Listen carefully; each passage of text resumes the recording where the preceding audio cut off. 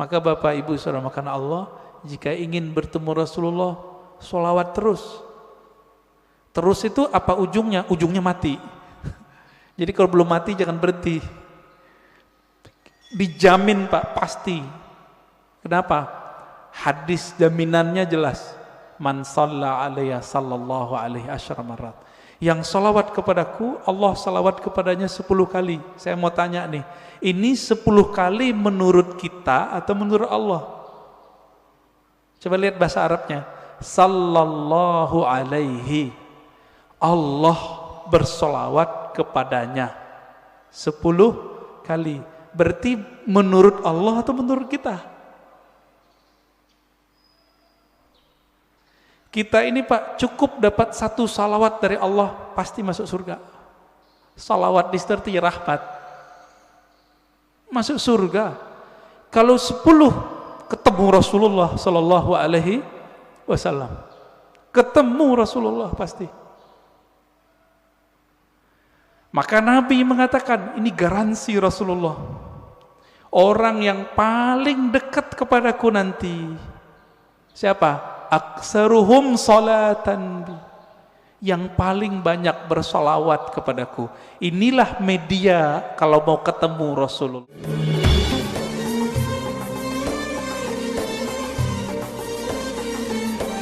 Nafsahu faqad arafa rabbahu.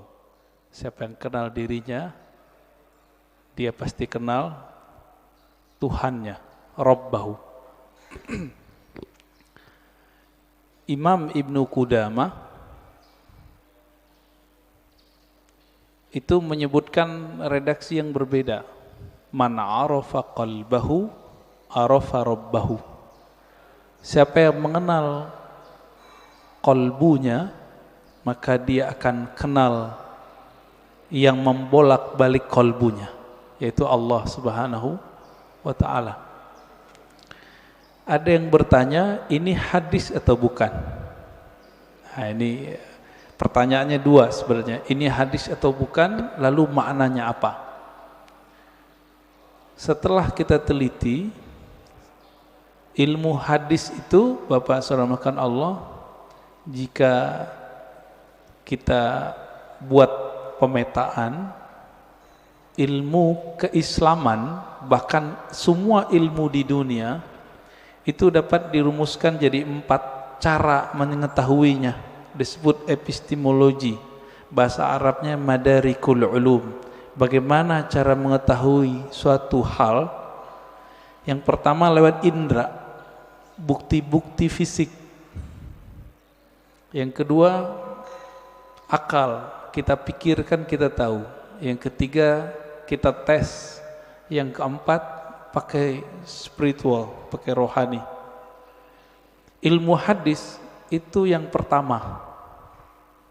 Jadi ilmu hadis dia ilmu bukti fisik, mesti didengar, mesti ada bukti fisiknya.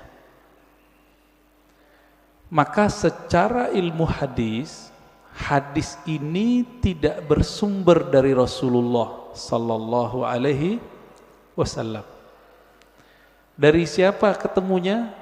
Ternyata ketemu perkataan seorang ulama salaf namanya Yahya ibn Mu'az Ar-Razi. Yahya bin Mu'az Ar-Razi. Yahya bin Mu'az Ar-Razi ini ulama ahli qalbu di zamannya. Beliau wali besar. Kalam-kalamnya itu bukan lagi kalam kayak kita. Dia jika berkalam, kalamnya itu hampir mirip dengan kalamnya Nabi Sallallahu Alaihi Wasallam. Sehingga dikira ketika dia berkalam begitu, itu kalamnya Rasulullah Sallallahu Alaihi Wasallam. Itu secara apa? Ilmu hadis. Siapa yang mengatakan itu? Imam Nawawi. Lalu diikuti oleh Imam Suyuti dan imam-imam yang lain. Jadi secara ilmu hadis nggak ketemu di Sahih Bukhari, nggak ketemu di Sahih Muslim, nggak ketemu di Sunan Abu Dawud, Tirmizi, Nasai, nggak ketemu. Ketemunya di perkataan-perkataan ulama. Nah, jadi tolong Bapak saudara makan Allah, yang hobi ngaji tasawuf harus tahu bab ini secara ilmu hadis. Ilmu hadis pendekatannya bukti fisik, disebut dengan empirik. Ya. Tapi ada seorang imam namanya Ibnu Arabi yang beliau menggabungkan ilmu zahir dan batin. Beliau ini ahli hadis, tapi lebih dikenal sebagai ahli qalbu. Guru hadisnya ratusan. Buktinya beliau meriwayatkan hadis-hadis langsung dengan sanadnya kepada Rasulullah sallallahu alaihi wasallam. Jadi dia sebutkan dari gurunya sampai kepada Nabi Muhammad sallallahu alaihi wasallam. Ibnu Arabi ini dia bermimpi bertemu Rasulullah. Di dalam hadis yang sahih dikatakan man ra'ani fil manam faqad ra'ani. Siapa yang bertemu aku dalam mimpi, dia betul-betul bertemu aku. Fa inna syaitana la yatamatsalu bi. Karena syaitan tidak dapat menyerupai aku. Ibnu Arabi mengatakan ciri-ciri wali Allah itu kalau dia mimpi, dia sadar dia lagi mimpi. Ibnu Arabi mimpi ketemu Rasulullah dan dia sadar ini pasti mimpi karena Rasulullah sudah wafat. Lalu apa yang beliau lakukan? Beliau bingung dengan hadis yang tadi. Secara ilmu hadis tidak ketemu sumbernya. Maka beliau katakan, wahai Rasulullah, kata ahli hadis ini enggak ada sumbernya, bukan kalam engkau. Apakah benar demikian? Dijawablah oleh Rasulullah dalam mimpinya, bukan, itu kalamku wahai Ibnu Arabi. Ketika dia bangun, maka dia malu mengatakan ini bukan hadis Nabi sallallahu alaihi wasallam. Kenapa? Minimal mimpi ini benar untuk dirinya, meskipun belum tentu benar untuk orang lain. Inilah asbabnya kenapa kalam ini kemudian menjadi ambigu. Apakah ini kalam Nabi atau kalam Yahya ibn Mu'az Ar-Razi? Ya, ini secara gabungan nih. Mimpi masuk kemana? Satu tadi empirik, bukti fisik. Mimpi yang nomor 4, zauq, intuisi, qalbu, ruh. Itu mungkin nggak ini dibuktikan? Dibuktikan oleh orang yang sudah sampai ke sana. Kalau oleh ahli hadis yang tidak sampai, kemampuan rohaninya sampai ke taraf ini nggak bisa. Jadi mohon maaf Bapak, jadi kita nggak bisa bangga juga dengan ilmu hadis. Ilmu hadis itu sendiri mirip kayak ilmu saintifik yang lain, eksak yang lain sama. Ilmu sejarah, arkeologi. Kalau sekarang apa namanya, untuk ngecek orang meninggal itu, kuku-kukunya dicek apa namanya? Ya forensik gitu ya. Jadi bukti fisik semua. Ilmu hadis mesti berdasarkan zahir fisik. Oleh karena itu, Bapak, saudara yang bukan Allah, jika berdiskusi dengan ahli hadis, sulit kita ngungkit-ngungkit yang nomor 4 ini. Dia pasti yang nomor 1.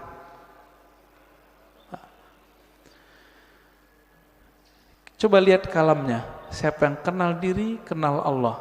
Isinya benar gak? Bagus gak kalamnya? Bagus. Berarti secara ilmu hadis, tidak semua kata-kata yang bagus, kata-kata yang benar itu kalam Nabi. Secara ilmu hadis. Banyak Pak. Bahkan tidak semua yang benar itu kalamnya Nabi. Contohnya Monas di Jakarta, benar nggak? Saya bilang Nabi bersabda Monas di Jakarta. Jadi palsu nggak? Jadi hadis palsu deh Pak. Maka tidak semua kata-kata yang benar, kata-kata yang baik itu pantas dikatakan bersumber dari Rasulullah sallallahu alaihi wasallam. Nah, ilmu hadis begitu Pak, agak kaku.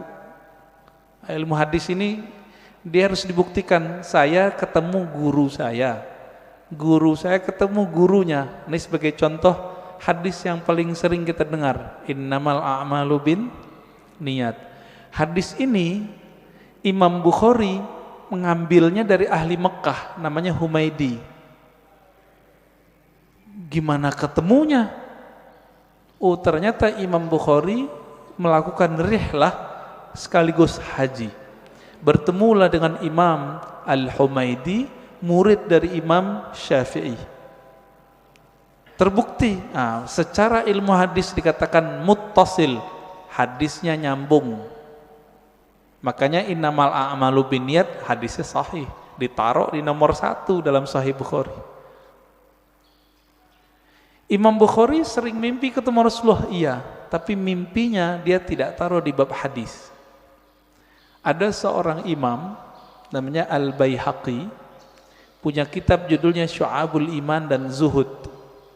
Di kitab beliau menukil kalam Nabi tapi yang didapat orang dalam mimpi. Dan itu populer Pak di masjid-masjid kita, khotib-khotib kita dulu. Tahun 2006 seorang profesor nelfon saya dulu di UIN. Saya waktu itu masih kuliah. Dia telepon, "Ar-Razi, ente ngaji hadis bukan?" "Iya. Saya mau khutbah besok. Tapi bingung ini hadis itu bukan." Wah, kita kaget Pak. Profesor masih mau nanya sama mahasiswa.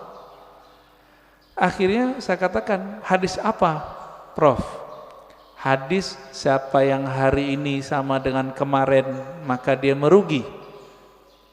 Tahu hadis itu ya? Yang hari ini lebih buruk dari kemarin maka dia terlaknat. Saya senyum, "Maaf Prof, itu bukan hadis, tapi itu kalam Nabi yang didapat oleh Imam Abdul Aziz bin Rawat dalam mimpinya." Kata Imam Baihaqi, qala Abdul Aziz bin Rawat, berkata Abdul Aziz bin Rawat, "Ra'aitun Nabiyya sallallahu alaihi wasallam fil manam yaqul." Aku mendengar Nabi sallallahu alaihi wasallam di dalam tidur berkata. Kata di dalam tidurnya dihilangin oleh khotib-khotib. Sehingga jadinya gimana? Aku mendengar Nabi bersabda, "Siapa yang hari ini sama dengan kemarin fahuwa maghbun." Siapa yang hari ini beda dengan kemarin, lebih buruk dari kemarin, fahuwa mal'un, terlaknat. Nah itu. Ini disebut hadis mimpi. Tapi ingat, hadis mimpi bukan hadis secara ilmu hadis. Tapi kalau versi yang keempat itu hadis Pak. Maka versi keempat hadis Nabi gak berhenti. Sampai sekarang berlanjut. Menurut versi yang keempat. Dari mana buktinya? Buktinya Nabi sendiri mengatakan, siapa yang bertemu aku dalam mimpi, dia betul-betul bertemu aku. Loh, tahu dari mana ketemu Nabi? Kalau ingin dibuktikan, buktikan secara fisik. Baca cerita Nabi, fisik Nabi, Syama'il Nabawiyah, perhatikan mimpinya, sama atau tidak. Ini mazhab ahli hadis.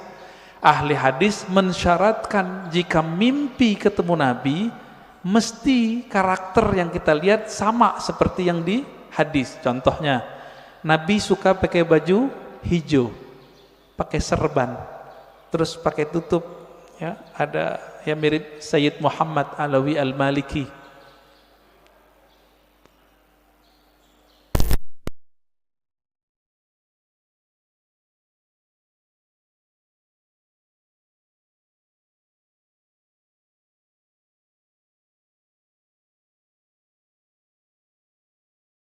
Sir rahasia di dalam ini nggak pernah bohong.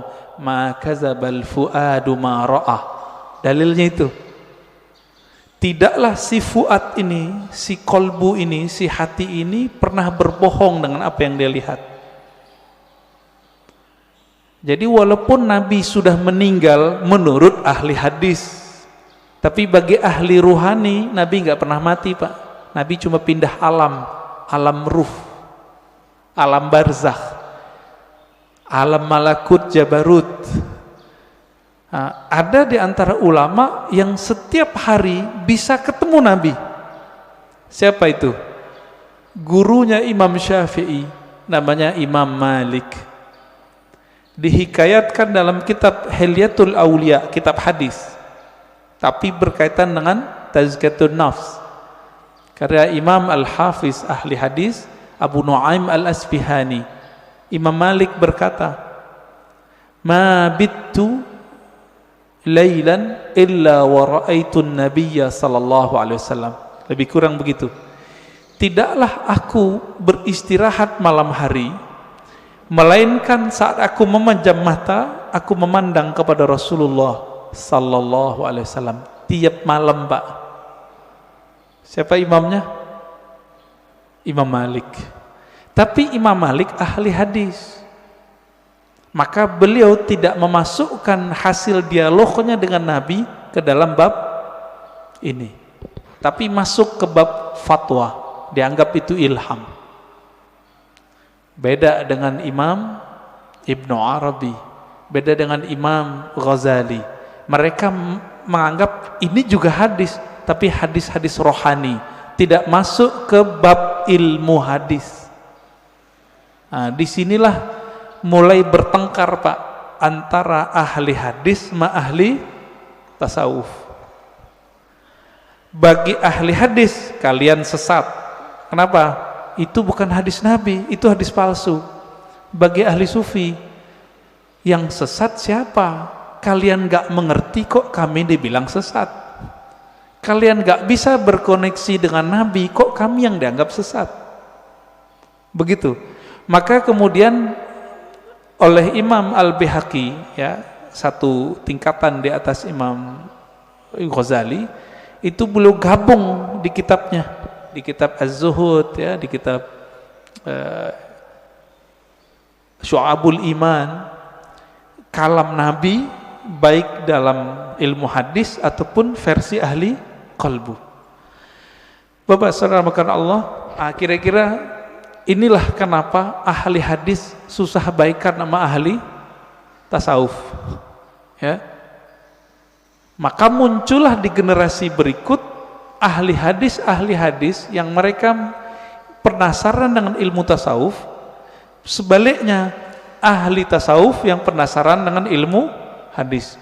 Nah, maka di zaman setelahnya muncul sufi muhaddis, muhaddis sufi, muncul begitu. Nah, ini terlihat dari imam siapa? Imam As-Subki.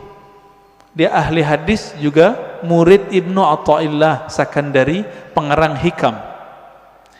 Ini kitab kecil yang saya bawa, Ibnu Qayyim, dia ahli hadis, belajar tasawuf. Muncullah kitab-kitab tasawufnya banyak sekali. Madarijus Salikin, Al-Wabilus Sayyib, Iddatus Sabr, Raudatul Muhibbin. Banyak sekali kitab tasawufnya. Puncaknya nanti ada pada Imam Murtada Zabidi, ahli hadis juga ahli sufi. Terlepas dari itu, Bapak salamakan Allah, perbedaan itu sampai sekarang masih ada, ya. Makanya sekarang istilah ahli hadis ini diambil oleh sekelompok orang dan menamakan dirinya kelompok sunnah. Boleh nggak? Ya boleh-boleh aja. Tinggal bukti aja sanadnya, ya. Punya sanad nggak kepada Rasulullah Sallallahu Alaihi Wasallam? Karena ilmu hadis ilmu sanad, nggak punya sanad kazzab, maka dia pembohong. Lalu benarkah kalam man arafa nafsahu faqad arafa rabbahu? Kita sudah katakan tadi, itu benar. Terlepas dari ini kalam Nabi atau bukan, Kalam ini sudah menjadi kaidah dalam ilmu tazkiyatun nafs, ilmu tasawuf, ilmu kerohanian. Lalu apa maknanya? Siapa yang kenal dirinya, maka dia kenal Tuhannya. Antum nih teman-teman, namanya misalnya Abdullah, dikasih bapaknya Abdullah. Mengenal diri itu mengenal tubuh si Abdullah atau kenal yang mana? Sekedar mengenal jasad? Tentu tidak. Lalu kenal apa ini? Kenal yang mana ini? Bukan yang jasad ini. Kan banyak juga Pak anak-anak udah 7 hari nggak punya nama. Bapaknya datang ke kita, Tat, kasih nama dong anak saya. Berarti nama jasad ini itu bisa dibuat, bisa dirubah Pak. Sebelum kita masuk ke tubuh ini, kita punya nama. Benar nggak punya nama? Kita lahir di dunia, yang ngasih nama siapa? Orang tua, guru. Sebelum kita masuk ke dunia ini, kita di alam ruh. Allah mengatakan, alastu birabbikum, bukankah aku Rabbmu? Allah memanggil kum, kamu. Berarti kita ada nama Pak. Cuma nama ini disimpan di dalam dada Rasulullah Sallallahu Alaihi Wasallam. Kita nggak tahu. Ditanyalah oleh orang Bani Israel, orang ahli kitab, ya Muhammad, apa itu ruh? Turunlah ayat yas'alunaka 'anir ruh. Mereka bertanya kepadamu mengenai ruh. Katakanlah ruh itu urusan Allah. Kamu tidak diberi ilmunya kecuali sedikit. Sedikit di situ, wa ma utitum minal ilmi illa qalila. Sedikit menurut siapa? Menurut saya, menurut Nabi, menurut Bani Israel, atau menurut Allah? Menurut Allah. Maka sedikit menurut Allah itu banyak menurut kita. Ya. Orang kaya di Indonesia bilang, saya ngeluarin uang dikitnya itu udah 100 triliun Mbak. Ya. Apalagi raja di raja alam semesta ini, Rabbul Alamin, Allah Subhanahu wa ta'ala. Ilmu ini disimpan dalam dada Rasulullah. Ada sahabat yang dikasih tahu, ada yang tidak. Maka Nabi itu bisa ngerti Pak dengan izin Allah. Ada orang nih jihad, kayaknya paling kuat, kayaknya paling banyak bunuh musuh. Tapi Nabi mengatakan finnar, finnar, masuk neraka, masuk neraka. Kenapa? Nabi tahu namanya sudah ada di neraka, nggak dihapus dari neraka. Ternyata benar, orang ini beramal cuma dengan fisiknya, ruhnya tidak beramal. Ruhnya gak beramal Pak. Jadi ketika disebut siapa yang kenal dirinya, maka kenal Tuhannya. Diri yang fisik, yang mengenal dirinya fisiknya, dia baru mengenal perbuatan Allah. Disebut ma'rifatul af'al, mengenal perbuatan Allah. Ajaib enggak kelahiran manusia? Penciptaan manusia ajaib enggak? Ajaib Pak. Kok bisa-bisanya ada makhluk hidup di perut seorang perempuan? Itu ajaib itu. Saya mau tanya nih yang udah nikah, yang punya anak, itu antum yang menciptakan anak? Atau cuma sebab doang? Ya, bikin doang ya. Tapi kita enggak yang gedein, yang mengembangkan biar kasih tulang, enggak. Ya, coba tanya sama yang udah pernah hamil, ibu-ibu yang udah hamil tanya, ajaib itu. Maka mengenal diri yang fisik mengantarkan kepada ma'rifatullah level 1. Apa itu? Ma'rifatul af'al, ma'rifatu af'alillah, mengetahui perbuatannya Allah Subhanahu wa ta'ala. Itulah yang dibahas dalam surah Al-Mu'minun itu. Ya, ayat 11 ya. Begitu juga di surat Ar-Rum ya, sebelum ayat tentang pernikahan itu kan tentang penciptaan kita semua. Dari nggak ada jadi ada, dari tanah kok bisa jadi hidup, kok tiba-tiba bisa melawan kepada Allah. Itu dia, namanya ma'rifatu fi'lillah. Jadi kalau ada ahli biologi, ahli ilmu-ilmu eksak tidak mengenal Allah lewat ini, lewat dia, berarti dia tersesat, nggak mengenal Allah. Itu satu. Diri yang fisik. Nah, kita punya diri yang disebut dengan nafs tadi. Jadi nafs itu sendiri artinya ada nafs fisik, ada nafs jiwa. Orang kita nyebutnya sukma, perasaan. Nah, itu masuk di situ. Yang bilang saya emosi, nah itu dia. Saya jatuh cinta, ada itu. Seneng, sedih. Itu masuk ke si nafs ini. Yang nafsunya besar, yang nafsunya kecil, penakut, pemberani, itu si nafs. Nah, punya enggak nih? Punya ya? Punya kita. Inilah yang dikatakan di Quran, wa man nahan nafsa anil hawa fa innal jannata hiyal ma'wa. Yang mampu menahan, mengendalikan nafs jiwanya, maka dia dapat surga. Nah, ini ma'rifat apa nih? Ini masih sama, ma'rifatu fi'lillah, perbuatan Allah, cuma perbuatannya yang tidak tampak secara fisik. Jadi perbuatan Allah ini kan ada yang tampak secara fisik, ada yang tidak tampak. Ini masih sama. Ilmu untuk memahami ini disebutlah ilmu tazkiyatun nafs. Jadi tazkiyatun nafs itu baru cabang dikit dari tasawuf. Karena orang alergi dengan ilmu tasawuf, nggak mau mereka nyebut istilah tasawuf. Takut ditinggal jamaah. Kalau ustadz udah takut sama jamaahnya, terus jamaah takut sama siapa dong? Ya. Kalau si ustadz udah bergantung kolbunya kepada jamaah, lalu jamaah menggantung kolbunya sama siapa? Jadi kalau ada di antara antum yang ustadz, dai, jangan dai ngikutin murid, jangan guru ngikutin selera murid, murid yang ngikutin guru. Gitu seharusnya. Kalau enggak, itulah yang Nabi lakukan. Nabi enggak diikuti oleh ahlu Mekah, maka beliau berhijrah. Hijrah beliau. Menjaga idealisme seorang guru. Nah, ini perlu, Pak. Itu diperlukan ma'rifat yang ketiga, mengenal diri yang qalbiyah, diri kolbu.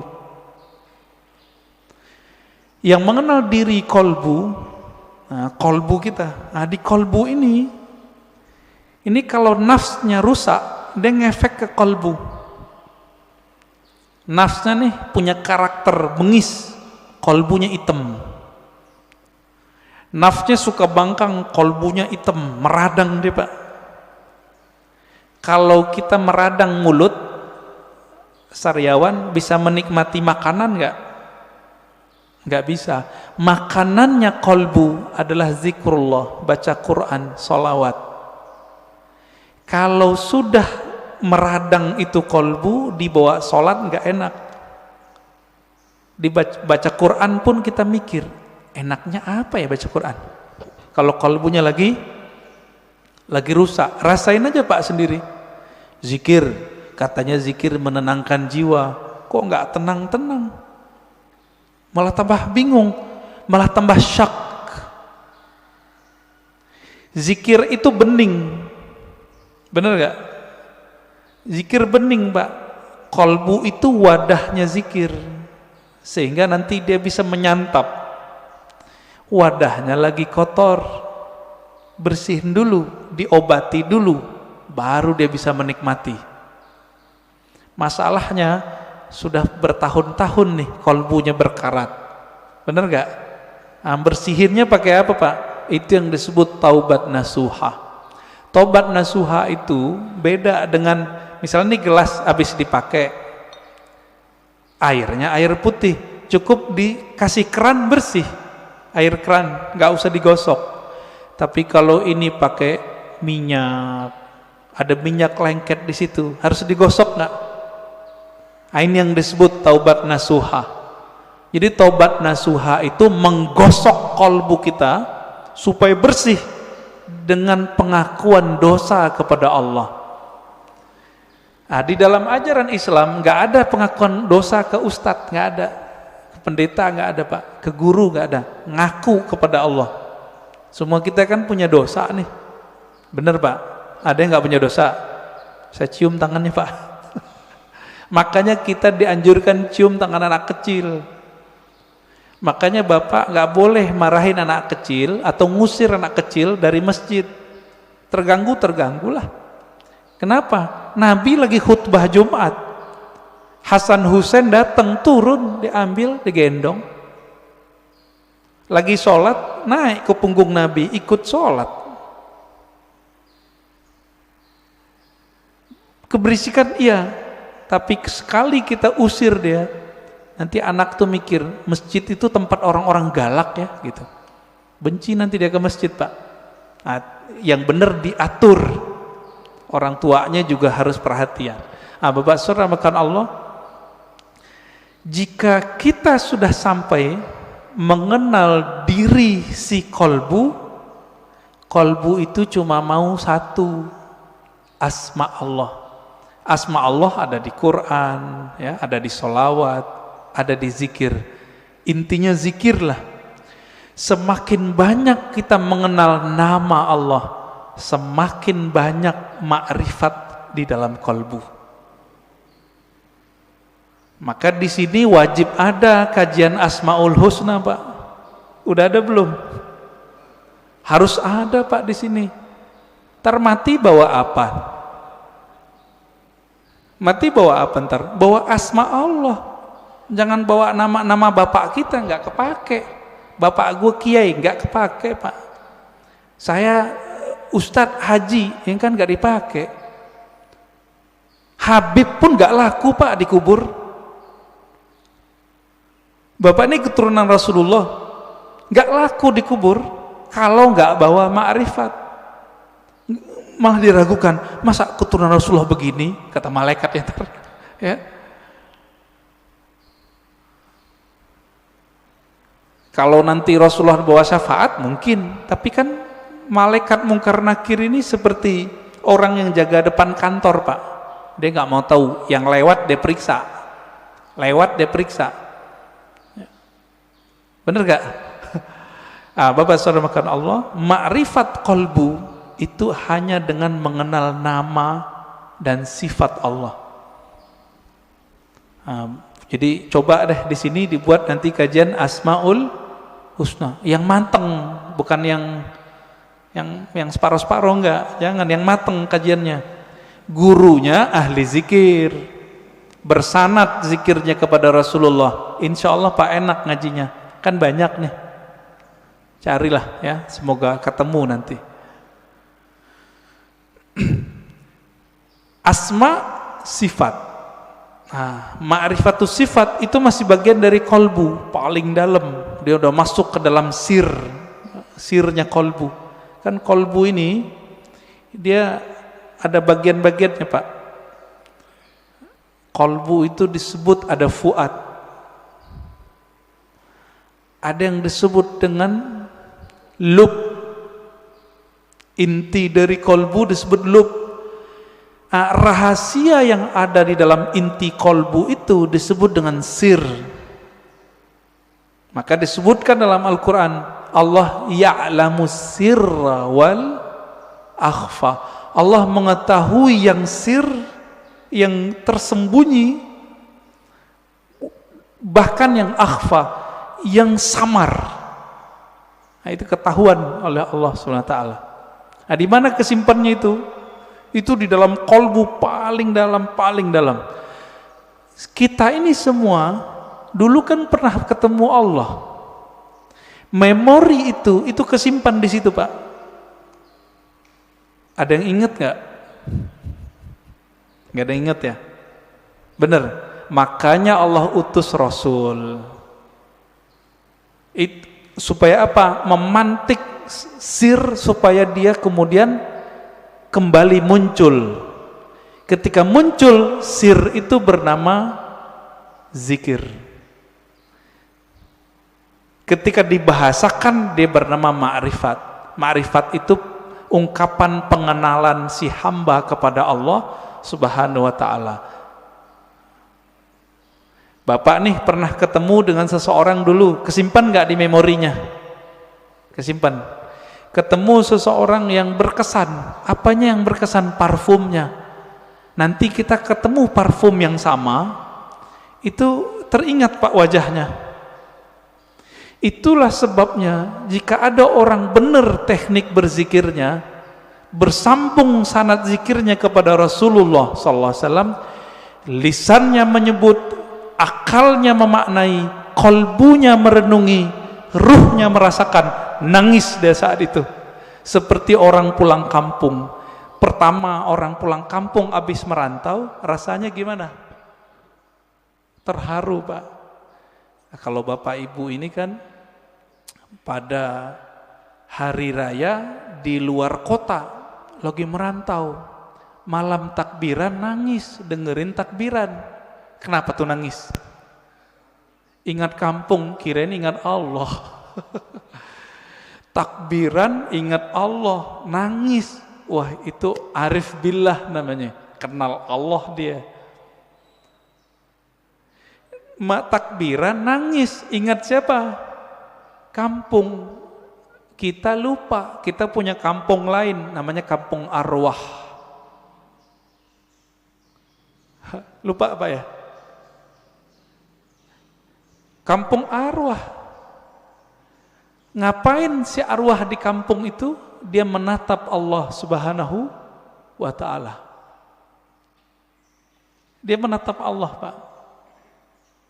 Supaya dia bisa menatap Allah lebih dekat, apa yang dia lakukan? Dia mendekat kepada nur sumbernya. Itu yang disebut nur Muhammad. Jadi dulu itulah yang dikatakan oleh Nabi, kuntu nabiyan, aku sudah jadi nabi, Adam belum dicipta. Udah jadi nabi di alam ruh. Makanya roh-roh itu mendekat semua kepada Rasulullah supaya bisa tetap dekat memandang Allah Subhanahu wa ta'ala. Itu Pak maknanya. Itu kalau kita punya ruh yang bercahaya, pasti rindu ingin mengenal ilmu ini. Pengen mengenal ilmu ini. Itu yang bikin orang nangis, nangisnya permanen Pak. Tangisan itu yang bisa memadamkan api neraka. Kalau tangis yang malam takbiran tadi enggak. Itu mah tangis pulang kampung. Mau pulang gak ada duit. Atau kayak tahun-tahun ini kan mau pulang kena Covid. Dompetnya Pak kena Covid. Gak bisa pulang, nangis. Itu nangis apa? Teringat kampung fisik. Jadi jika orang bisa nangis karena ingat kampung fisik, kampung badan ini, teringat orang tua zahir, apalagi jika dia teringat dengan orang tua rohaninya. Sering dengar nggak istilah Nur Muhammad? Ya, masih ingat disebut apa? Nur Muhammad itu Abul Arwah, bapaknya sekalian roh. Maka ketika ruh itu rindu ke siapa dia? Rindu sama ayahnya. Itulah kenapa kalau solawat jadi wajib dalam solat. Allahumma salli ala Sayyidina Muhammad. Ini orang malah debat, nggak boleh pakai Sayyidina, boleh pakai Sayyidina. Itu mah debat biasa itu. Kolbunya, ruhnya rindu nggak kepada Rasulullah? Nah, kalau sudah sampai ke sana, dia sudah sampai ke ma'rifatur ruh. Mengenal ruh dari mana dia berasal. Dulu dia bersama siapa. Nah, ini kabar gembiranya Pak. Ruh kita ini, dulu ngapain di sono, sekarang diulang aktivitasnya. Kalau dulu Bapak di sono suka mendatangi Nabi, suka mendatangi orang yang dekat dengan nur Nabi itu, maka sekarang Bapak pasti suka dengerin pewaris-pewaris Nabi. Pasti cinta sama zuriat Nabi. Nah, orang-orang yang dulu mencintai Rasulullah di sana, di alam ruh itu, dia cinta kepada nur Nabi. Maka Allah kasihlah dia fisik di dunia bernama Habib atau ulama, dua aja. Habib atau ulama. Jadi kenapa Habib terlahir sebagai Habib, Kiai sebagai Kiai, Gus sebagai Gus, Ajengan sebagai Ajengan? Karena dulu nurnya mengagumi nurnya Nabi sallallahu alaihi wasallam. Itulah makna hadis al-arwah junudun mujannadah, hadis sahih Muslim. Ini syarahnya jarang orang menjelaskan ini. Roh itu dia berbaris-baris seperti tentara. Nah, dulu nih Bapak kalau dibukakan pintu kolbunya itu bisa lihat Pak, dulu kita seperti ini di sono, ngumpul Pak seperti ini. Bapak kenapa sebut masjid ini Masjid Nabawi?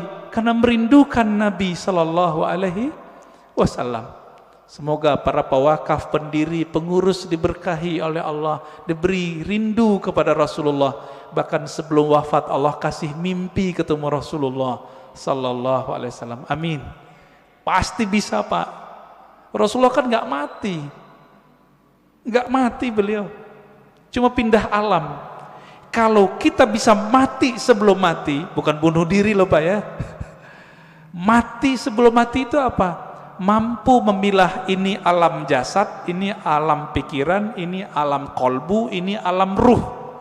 Mampu dia berzikir, bertahan, bisa dia ketemu Rasulullah sallallahu alaihi wasallam. Bisa Pak. Dulu Sayyid Muhammad Alawi Al-Maliki kalau mau ngapa-ngapain itu nanya sama muridnya, masih hidup, saya nggak usah sebut namanya, kalau disebut ntar jadi orang mengkultuskan beliau nanti.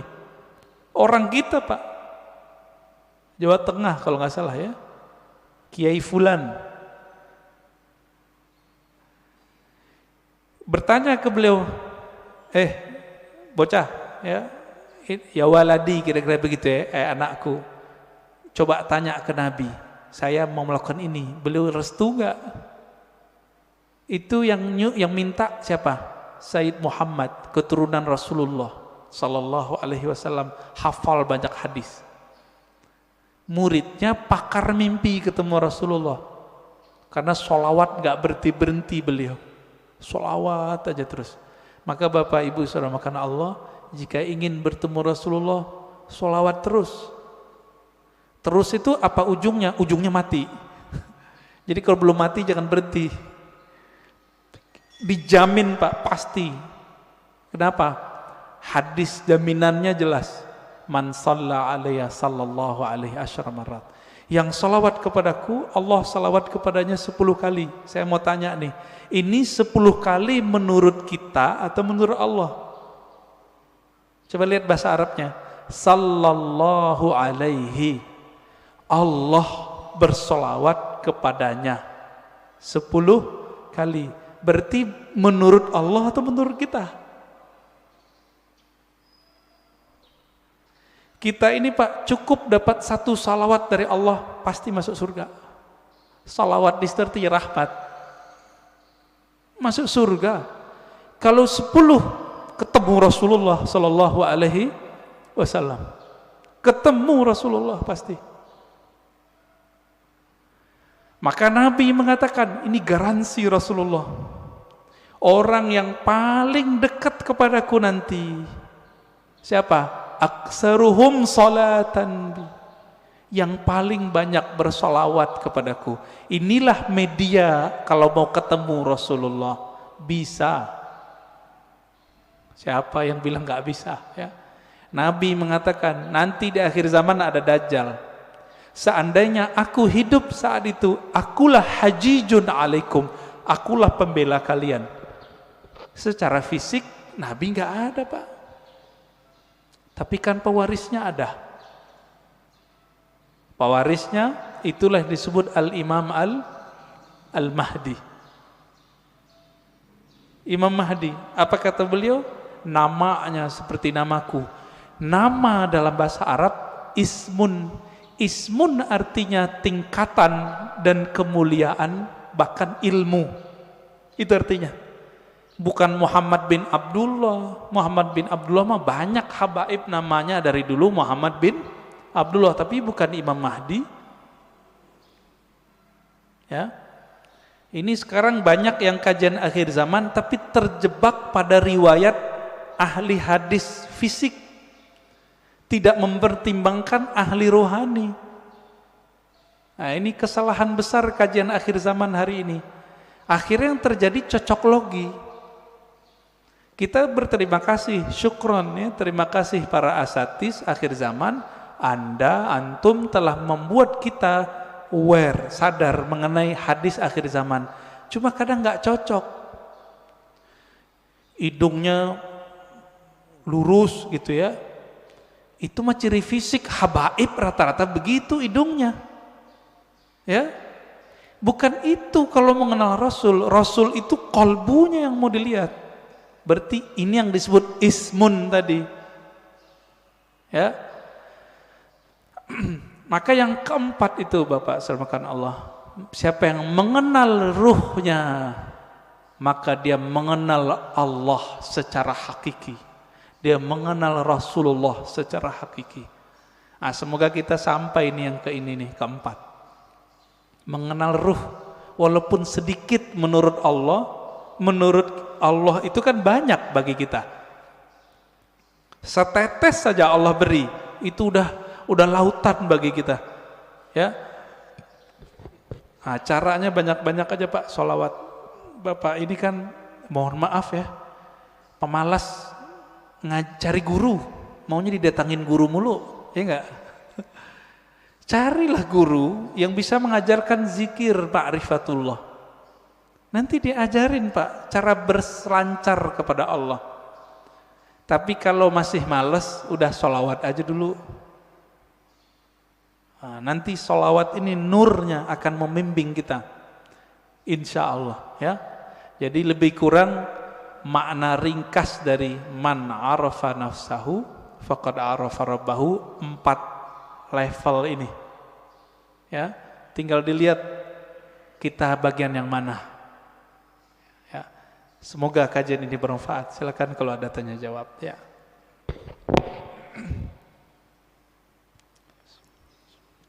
Alhamdulillah selesai materinya, kita masuk ke sesi tanya jawab. Mungkin saya tanyakan dari akun YouTube An-Nabawi TV. Ada 5 pertanyaan nih, tapi tidak semuanya dipilih yang terbaik. Yang pertama, mohon penjelasan Buya tentang perkataan bahwa telinga yang berdenging adalah nama kita disebutkan di alam malakut, maka bersolawatlah. Mohon penjelasannya tentang perkataan ini, jazakallah. Yang kedua Buya, betulkah hadis surga di bawah telapak kaki ibu itu hadis palsu? Mohon penjelasannya Bu. Iya. Demikian dari YouTube, itu aja yang terbaik dulu. Yang pertama tentang kalau telinga berdenging, nama kita disebut di alam gaib malakut ya. Itu yang hadisnya dinukil oleh Imam An-Nawawi dalam kitab Al-Azkar. Hadisnya lebih kurang hasan, tapi tidak menyebutkan mengenai alam malakut. Nabi cuma mengatakan, siapa yang telinganya berdengung, lebih kurang begitu, maka bacalah basmalah. Lalu ada doanya, zakaraniallahu bi khairin, semoga Allah menyebutku dengan yang baik. Itu maksudnya, bahkan bukan malakut saja, semoga Allah menyebutku dengan yang baik. Berarti lebih dari Jabarut, lebih dari semuanya. Kalau Allah berbicara di mana? Karena Allah nggak petu tempat. Nah, ini yang disebut qadim. Ya, qadim. Tapi bisa saja kalam Allah disampaikan ke alam-alam yang lain. Wallahu taala alam. Itu maksudnya. Hadisnya hasan. Ya. Yang kedua, oh ya, surga di bawah telapak kaki ibu. Kalau kalimatnya begitu, iya, bukan hadis Nabi. Tapi yang ada di hadis Nabi, ridallah ridhonya Allah di bawah ridhonya orang tua, itu hadisnya. Ya, kemudian yang semakna dengan itu ada di hadis Imam Al-Hakim. Ada. Tapi kalimatnya bukan di bawah kaki gitu, enggak seperti itu di hadis yang ininya. Ya. Dua lagi Bu ya boleh. Fadhal. Kalau aneh nggak tahu, aneh bilang nggak jawab ya, nggak ngerti gitu. Yang kedua, yang ketiga dan yang keempat, bagaimana cara kita mengalahkan nafsu ketika masa-masa futur? Yang kedua, Buya, untuk bab akidah, hakikat Allah dan arafa rabbahu, ulama sepakat harus memakai dalil hadis sahih untuk hujjah. Lalu bagaimana dengan hadis dari mimpi tadi bisa dihujjah akidah? Oke, bagus. Yang pertama tadi tentang cara mengalahkan nafsu. Di Quran itu kalimatnya cuma naha. Naha itu bukan mengalahkan. Naha, apa arti naha? Melarang. Jadi naha itu kita mampu melarang jiwa. Ini yang disebut mengontrol. Gimana caranya? An-nafs itu tidak bisa dizikirkan, dia cuma bisa dikontrol. Jika berkaitan dengan hawa nafsu, itu urusannya dengan makan. Maka jaga makannya, jangan yang haram dan jangan banyak. Jangan banyak ya. Jika berkaitan dengan syahwat yang besar, maka kurangi makan-makan yang membuat libido kita tinggi. Yang paling ringkas ya puasa. Puasa itu paling bagus. Jadi tidak ada lagi setahu saya yang paling kuat untuk mengolah nafs jiwa kecuali puasa. Nggak ada lagi Pak. Coba cek Bapak ini kalau puasa jalan, ngelihat yang bening-bening nggak berani. Wah lagi puasa, gitu Pak. Coba aja tuh. Kalau nggak puasa, aji mumpung. Ya, tafadhal. Yang kedua tadi, udah ya? Bab hakikat Allah. Oke. Hakikat Allah tidak diketahui kecuali oleh Rasulullah Sallallahu Alaihi Wasallam. Termasuk nanti Imam Mahdi itu mengerti hakikatnya Allah, ya, karena beliau pewarisnya Nabi. Plek apa yang Nabi tahu ada di dalam kolbunya. Tapi bagaimana dengan mimpi? Bagaimana dengan kaedah tadi? Untuk hujjah akidah mesti hadisnya sahih, bahkan mesti mutawatir oleh sebagian ulama. Itu bab ilmu akidah. Ilmu akidah babnya bab akal. Ilmu akidah bab akal. Oke, kalau mimpi tadi bab mana? Yang nomor 4. Ya, orang ahli akal nggak percaya sama mimpi. Orang yang jago mimpi ketawa sama ahli akal, ilmumu segitu aja. Ya, jadi kita nggak perlu membantah. Ini dua jalur yang berbeda, gitu. Nabi SAW mimpi nggak? Mimpi Pak. Wahyu pertama yang turun ke Nabi itu mimpi. Hadis Sahih Bukhari, kitab Bad'il Wahyi. Awal ma budi'a bihil wahyu ar-ru'ya salihah. Kira-kira begitu kalimatnya. Wahyu pertama yang turun itu bukan Quran. Yang pertama turun cahaya turun kepada qalbu Nabi sehingga beliau melihat mimpi yang indah. Akibatnya beliau suka menyepi.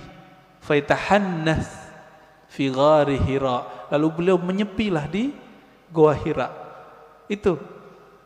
Jadi kalau kita menolak bab mimpi sama dengan menolak bab wahyu. Ingat, mimpi siapa nih? Mimpi waliullah, mimpi nabiullah. Kalau mimpi bapak, ibu mungkin ya, kita tolak aja ya. Tapi Nabi mengatakan di akhir zaman hampir-hampir saja mimpi semua orang beriman itu benar. Pada beriman gak sih? Beriman gak? Beriman gak? Benar ke siapa? Ke Allah, ke Rasulullah. Rasulullah mengatakan salah satu warisan kenabian itu adalah ar-ru'ya as-salihah. Ar-ru'ya salihah juz'un minan nubuwah. Hadis Imam Tirmizi, hadis sahih. Ya. Jadi ahli qalbu itu jaga benar. Ternyata Imam Bukhari, Imam Tirmizi, imam-imam itu menghargai mimpi, maka mereka buatlah satu bab, satu kitab dalam sahih mereka, kitab Ta'birur Ru'ya. Imam Bukhari punya kitab itu. Dalam Sahih Bukhari bab mengenai takbir mimpi. Kenapa, Pak? Ternyata sahabat Nabi setiap ba'da subuh setoran mimpi yang bening-bening itu kepada Rasulullah. Mimpi malaikat, mimpi melihat ada cahaya dari langit. Itu mereka cerita kepada Rasulullah. Kiai sekarang kan nggak bisa begitu, Pak. Wah, bunga tidur, nggak ngerti, bilang aja nggak ngerti, jangan dibilang bunga tidur. Ilmu mimpi itu ilmu yang mustaqil, dia ilmu permanen dan berdiri sendiri. Dia nanti berkaitannya dengan ilmu rohani, ilmu tasawuf. Jadi tidak berbenturan dengan ilmu akidah. Gitu ya. Lagi Buya boleh? Tadi Buya membahas tentang mimpi. Bagaimana menurut Buya kalau saya pernah bermimpi Rasulullah SAW, amin, dan melihat beliau seperti jatuh cinta, tapi tidak terlalu detail melihat mukanya. Iya, kita sudah bacakan hadisnya tadi. Nabi bersabda, "Man ra'ani fil manam faqad ra'ani." Bahkan ada satu riwayat, "Faqad ra'al haq." Siapa yang bermimpi bertemu aku, maka ia telah melihat al-haq, kebenaran. Bahwa itu benar-benar Nabi sallallahu alaihi wasallam. Tapi kok kurang jelas? Kurang jelas itu karena ma'rifatun nabinya kurang jelas. Karena mengenal nabinya masih kurang detail, maka melihat nabinya masih samar. Bahkan ada teman kita yang mimpi Nabi itu nggak mau noleh, Pak. Nggak mau noleh. Cerita ke saya nangis-nangis. Tad, Rasulullah marah sama saya ya. Ada yang begitu. Antum bisa bayangkan, kita mau ketemu orang yang kita cintai, kita idolakan, tapi dia nggak mau noleh. Ruhnya nangis. Gimana caranya? Udah ente sholawat aja banyak-banyak, baca salam kepada Rasulullah, nanti insya Allah Nabi jawab. Alhamdulillah besok-besok ada yang mimpi lagi. Jadi ini bukan kita ngayal, bukan. Ini beda dimensi dia. Kalau ingin cek kebeningan kolbu, tanya mimpinya apa. Jika bapak saya, ini kita lagi kotor, jiwa kita kotor nih. Mau kiai, mau ustadz, mau jamaah, mau tahajud, kotor Pak, pasti mimpi basah. Jadi kalau mimpi basah, tobat Pak, tobat rohani. Dosa enggak, tapi rohani kita, oh kayaknya hati kita kotor. Sayyidina Umar ketika bermimpi menggauli budaknya, budak halal enggak? Halal. Apa kata beliau? Syaghalatni siyasah. Ya Allah, aku tersibukkan oleh urusan politik sehingga lupa wirid. Ini Umar, ngerti beliau. Tapi beliau pun kalau mimpi sama yang halal. Kalau kita kan kita berharap mimpi sama artis, Pak. Ya. Silakan. Baik. Assalamualaikum warahmatullahi wabarakatuh. Waalaikumsalam. Pak Ustadz, Pak Kiai, kalau boleh mohon maaf, saya sedikit ingin memuji Pak Ustadz. Saya baru ketemu Ustadz Kiai yang cahayanya bagus. Allah. Dan bening, ini pertama. Yang kedua, saya umur 74 tahun. Tapi baru sekarang saya ketemu Ustadz mengatakan bapaknya roh itu adalah Nur Rasulullah. Sallallahu. Alhamdulillahirrahmanirrahim. Ilmu saya bertambah satu sekarang Pak, luar biasa. Saya juga merinding ini Pak, dengarnya. Selama ini saya nggak ngerti bapaknya roh itu siapa. Mudah-mudahan juga teman-teman saya di Nabawi ini sama juga mudah-mudahan, tapi nggak tahu. Seperti Pak Ketua DKM mungkin lebih ahli, sama Pak Nenggolan lebih ahli daripada saya. Jadi tahu kalau saya 74 tahun umur nggak tahu bapaknya roh saya siapa. Alhamdulillah saya subuh hari ini mendapat ilmu yang luar biasa bahwa saya mengenal bahwa roh saya ini adalah nur Allah, nur Rasulullah sallallahu alaihi wasallam. Kemudian tadi kalau anak-anak Basir sudah bertanya, bagaimana kalau saya selalu selawat selalu merinding atau apa namanya bulu kuduk. Ini kalau bahasa orang Sumatera, Bang Palembang tuh bulu kuduk Pak, bulu kuduk. Kayak gemetar gitu loh Pak. Itu kalau saya berselawat kepada Rasulullah. Nah yang terakhir ini Pak, tadi orang ahli sodoko jariah, kaya raya, banyak duit, tapi kok masuk neraka. Bagaimana dia menyambungkan antara jasmani dan rohaninya sehingga sodokonya jadi amal ibadah pada Allah Subhanahu Wa Taala. Terima kasih Pak Ustadz. Mohon maaf saya terlalu memuji Pak Ustadz karena cahayanya luar biasa buat saya. Terima kasih. Cahaya lampu lebih hebat daripada itu lagi Pak. Sekian. Assalamualaikum warahmatullahi wabarakatuh. Assalamualaikum warahmatullahi wabarakatuh. Mohon maaf Pak Nanggolan. Ini cahayanya memang ada 3 Pak. Allahumma salli ala Sayyidina Muhammad an-nuril dhati wa sirri sari fi jamil asma'i was sifat. Mau bilang apa kita ya? Betul Pak. Jadi bapak rohani itu istilah bahwa ruh kita itu percikan dari nur beliau sallallahu alaihi wasallam. Lalu kenapa kita merinding? Ketika bapak merinding, itu ruhnya sedang merindu. Dijawab oleh sang Rasulullah sallallahu alaihi wasallam. Kita katakan assalamu alayka ya Rasulullah. Salam atas engkau wahai bapak rohaniku Rasulullah. Dijawab oleh beliau merinding bapak. Ruh kita Pak yang yataqashairu minhu juludul ladzina yakhshawna rabbahum. Kira-kira begitu. Di Quran surat Az-Zumar ayat 24 berapa itu ya? 22, 23 ya, 23 bergetar karena Al-Qur'an. Al-Qur'an itu hakikatnya ada pada siapa? Khuluquhul Qur'an kata Aisyah. Nabi Muhammad itu polanya, zahir batinnya adalah Al-Qur'an.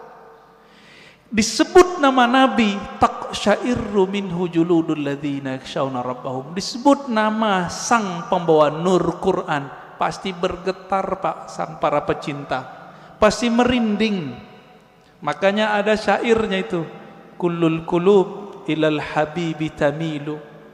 Semua pencinta jika disebut nama sang kekasih pasti hatinya merindu. Apa buktinya? Disebut namanya kadang-kadang meleleh Pak mata kita. Rindu dengan kampung rohani, rindu dengan orang tua rohani. Saya nih ibu saya baru wafat setahunan. Kalau disebut ibu saya Pak, saya nangis. Padahal itu ibu fisik. Apalagi kita sebut nama Rasulullah sallallahu alaihi wasallam. Nama Nabi Muhammad sallallahu alaihi wasallam. Rindunya lebih dahsyat, tapi kita harus tahan. Maka lepaskanlah rindu itu dengan menyebut nama Nabi. Allahumma salli ala Sayyidina Muhammad an-nuril dhati wa sirri sari fi jamil asma' wa sifat. Assalatu wassalamu alaika ya Sayyidi ya Rasulullah. Kira-kira begitu Pak. Allahumma salli ala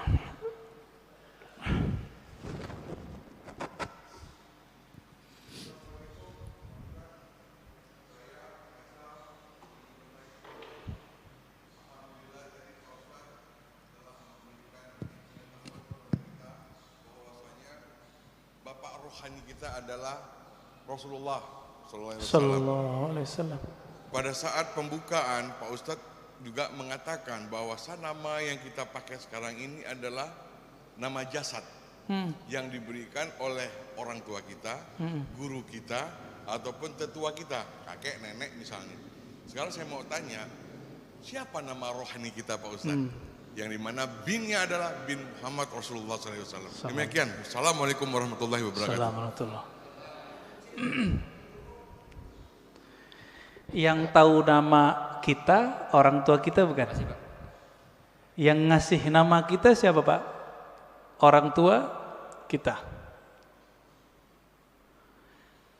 Maka yang tahu nama ruhani Bapak itu bukan saya. Tapi siapa yang tahu? Bapak Ruh. Tapi Bapak Ruh itu punya pewaris. Bukan ulama yang bisa baca kitab ini. Ulama yang mewarisi kolbunya Nabi, plok semuanya dia warisi. Itulah nanti namanya Al-Imam Al-Mahdi. Kalau umur Bapak panjang bisa. Jika belum muncul Imam Al-Mahdi, maka wali yang disebut wali ghaus, jika di ilmu fikih disebut mujtahid mutlak. Mujtahid mutlak dia tahu nih barang hukumnya apa, keluar namanya. Maka bagi ahli ruh, wali-wali yang disebut wali kutub itu mereka nggak ngerti. Yang ngerti wali namanya ghaus. Jadi wali itu kan banyak Pak, ada stratanya. Ada 313 wali kutub, sejumlah dengan jumlah para rasul, sejumlah dengan jumlah ahli badar. Kutub poros, dia poros asma, poros sifat Allah. Wali-wali ini ada satu pemimpin yang jadi guru mereka, orang tua rohani mereka sekarang ini. Ini yang disebut Kutubul Ghaus. Dan itu cuma satu di dunia dan pasti keturunan Rasulullah.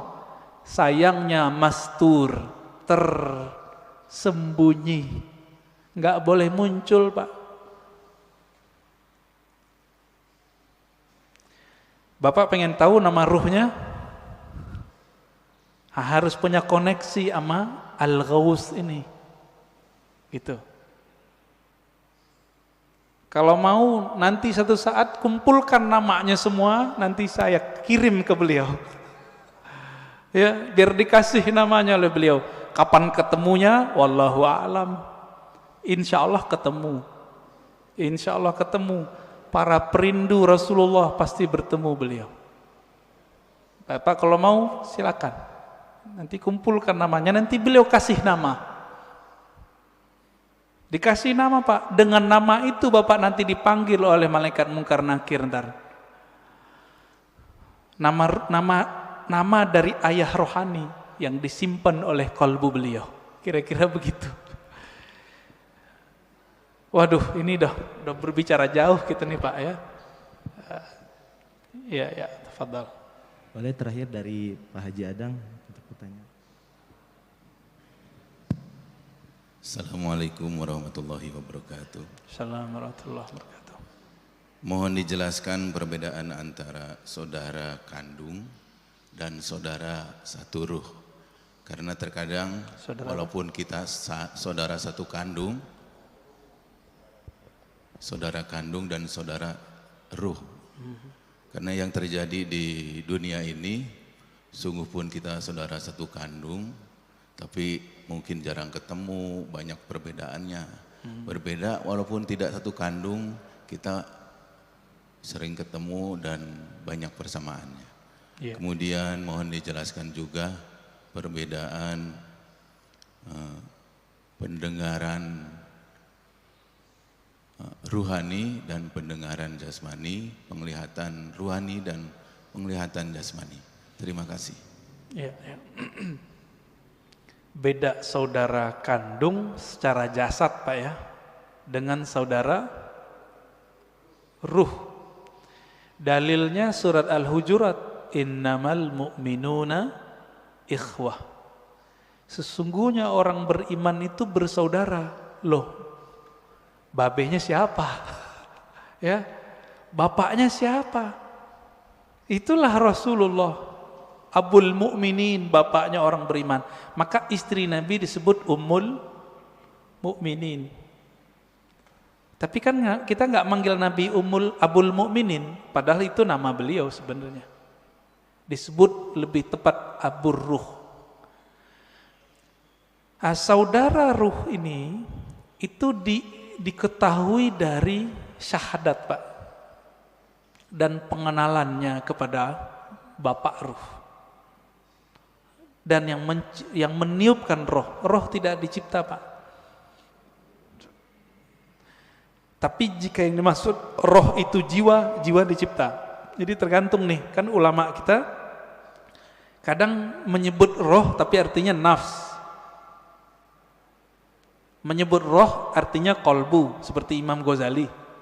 Maka ini dicipta. Inilah mazhab Imam Qushairi, Imam Ghazali, bahwa ruh dicipta.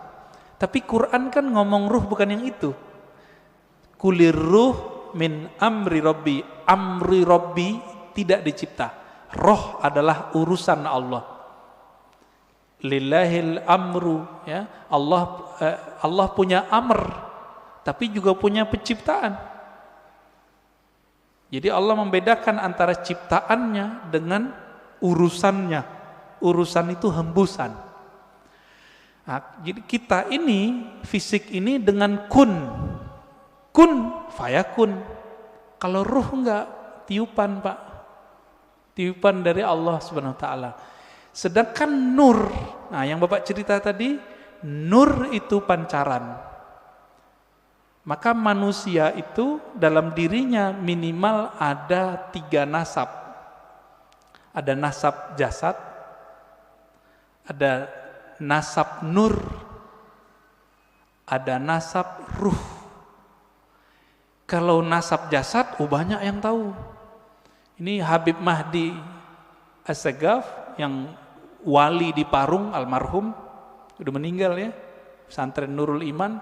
Itu dia berangkat ke Masjidil Haram, duduk di pintu apa gitu ya, tiba-tiba ada orang nyapa, kamu si anu ya, bin sampai ke Rasulullah. Itu nama jasad, silsilah jasad, bisa diketahui oleh banyak wali. Banyak wali bisa tahu, Pak. Tapi kalau nasab nur, nasab ruh, cuma Nabi yang tahu. Karena kolbu Nabi diwariskan nanti isi ilmunya ke Imam Al-Mahdi, maka beliau tahu, Pak, nanti. Tapi nantinya udah nggak lama loh, Pak ya. Jangan dikira 100 tahun lagi, enggak. Ini COVID ini sudah penanda kalau ini sudah dekat. Negara udah banyak yang kolab, Pak, sekarang. Bener nggak? Biasanya virus itu ya nggak nyampe setahun hilang. Udah setahun 2 tahun hilang. Kalau ada wali yang doa. Kan wali nggak mau doa, Pak. Jadi wali-wali nggak berani doa, ya Allah angkatlah virus, nggak berani. Su'ul adab. Allahnya berkehendak ada virus, kita mau virusnya diangkat, sopan nggak? Maka mereka sekarang cuma ridho dengan apa yang ada. Itu wali. Jadi mohon maaf, kalau bapak-bapak ini ngotot, ya Allah angkatlah virus, jangan maksa Allah dong ya. Kalau kita mengerti kehendak Allah, Allah belum berkehendak virus ini berangkat. Apa yang kita katakan? Ya Allah berikan aku kesabaran, ridhoi kami. Jika umur kami panjangkan dalam keselamatan. Jika Engkau ambil dalam syahid. Semoga yang meninggal dalam virus ini dianggap syahid. Amin, amin ya. Khalas, Ustaz.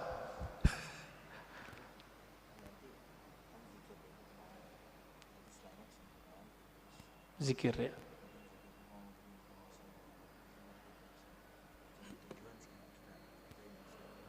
Ini langsung aja ya. Ya, oke. Baik. Bapak Ibu Saudara ikhwan akhwat fillah, kita simpulkan kajian kita pada pagi ini bahwa hadis man arafa nafsahu faqad araf rabbahu bukanlah hadis Nabi secara ilmu hadis, tapi secara rohani, ahli rohani menganggapnya dari Nabi. Nah, ini tidak perlu dipertentangkan. Kenapa? Ilmunya beda. Ilmu hadis berdasarkan sumber empirik, ilmu ahli rohani berdasarkan pencapaian rohani. Dua ilmu ini tidak bertentangan, dia cuma beda jalan. Ya, Karena dia beda jalan tidak disebut kontradiksi, karena tidak apple to apple. Ya, yang kontradiksi itu ada dua ahli hadis bilang kata ahli hadis ini sahih, satu ahli hadis mengatakan palsu, baru disebut kontradiksi. Jadi itu tidak perlu dipertentangkan. Dan yang kedua, maknanya sangat dalam, bahwa itulah inti dari ilmunya ahli ma'rifat. Siapa yang mengenal diri yang mana, hakikat yang mana, dan. Nah, itulah yang banyak. Semoga kita mendapatkan ilmu itu sebelum nyawa ini berpisah dengan badan. Allahumma salli wa sallim wa barik ala nabiyina Muhammad. Assalamualaikum warahmatullahi wabarakatuh. Saya mohon izin pamit, nggak ikut zikir ya. Ya, assalamualaikum. Waalaikumsalam. Terima kasih Buya atas jawabannya, semoga kita dapat memahaminya. Kemudian dari para jamaah kita masuk ke zikir ahad subuh yang insyaallah dipimpin langsung oleh imam kita yaitu Ustaz Ismail Budiman. Tafadhol alaihi masykur Ustaz.